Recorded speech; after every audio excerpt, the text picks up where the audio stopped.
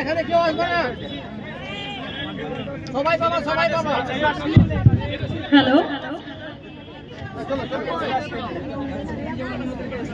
হরিশ্চন্দ্রপুর ১ ব্লকে তৃণমূলের সভাপতি মার্জিনা খাতুনের নেতৃত্বে তুলসীহাটা উচ্চ বিদ্যালয় মাঠে বুধবার পালন করা হলো তৃণমূলের ২৮তম প্রতিষ্ঠাতা দিবস।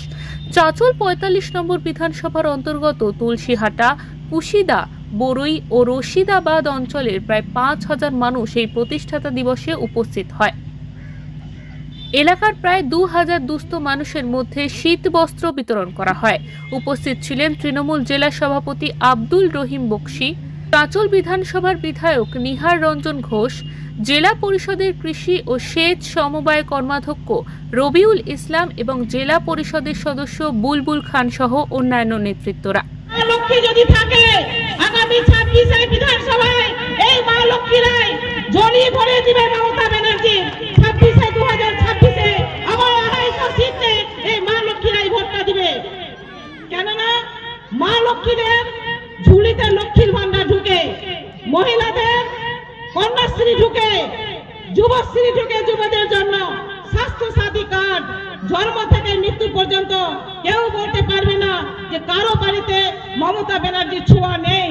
আমাদের সর্বভারতীয় তৃণমূল কংগ্রেসের সভানেত্রী তথা আমাদের সর্বভারতীয় তৃণমূল কংগ্রেসের সাধারণ সম্পাদক অভিষেক ব্যানার্জির নির্দেশে আজকে ২৮তম পার্টির প্রতিষ্ঠা দিবস এখানে উদযাপিত হলো। হরিশ্চন্দ্রপুর 1B ব্লকের পার্ট যে আছে ৪টা অঞ্চলকে নিয়ে এখানে পার্টির প্রতিষ্ঠা দিবস পালন করা হলো। এখানে খুব সুন্দরভাবে পার্টির প্রতিষ্ঠা দিবস পালন করা হলো। এখানে উপস্থিত ছিলেন আমাদের ৪৫ নম্বর বিধানসভার বিধায়ক মাননীয় নিহারঞ্জন ঘোষ মহাশয়, জেলা তৃণমূল কংগ্রেসের সভাপতি আব্দুল রহিম বক্সি মহাশয়, আমাদের জেলা পরিষদের কৃষি কর্মাধ্যক্ষ আমাদের রবিউল সাহেব এবং এখানকার প্রত্যেকটা ৪টা অঞ্চলের জনপ্রতিনিধি থেকে শুরু করে 4টা অঞ্চলের নেতৃত্ব, শাখা সংগঠন সকলে মিলে উপস্থিত আছেন।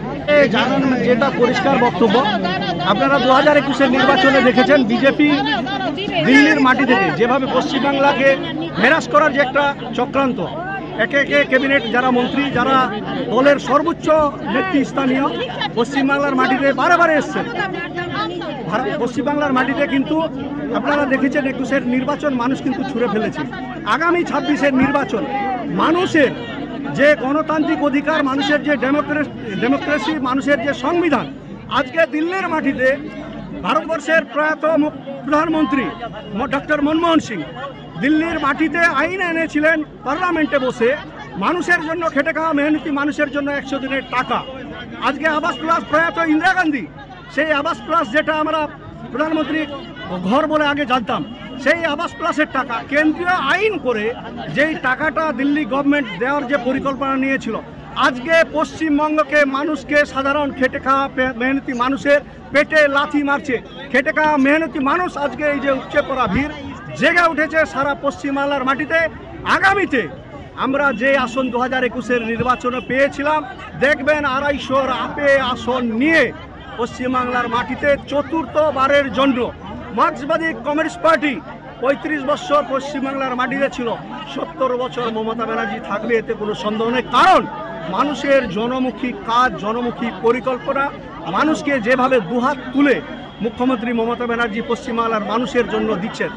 আবার একটা কথা আপনাকে শুধু বলে রাখি যে সর্বভারতীয় ক্ষেত্রে আজকে বিরোধী যদি কোনো মুখ থাকে সেটা মুখ্যমন্ত্রী মমতা ব্যানার্জি, অভিষেক ব্যানার্জি, তাদের কোনো বিকল্প নেই। সারা ভারতবর্ষ ব্যাপী লড়াই আন্দোলন, দিল্লিতে পার্লামেন্টের ভিতরে, পার্লামেন্টের বাইরে, রাজ্যসভা হোক, লোকসভা হোক, একে একে দিল্লির আমাদের পশ্চিমবাংলার যারা এমপি, যারা সাংসদ দিল্লির মাটিতে যেভাবে গর্জন করছেন,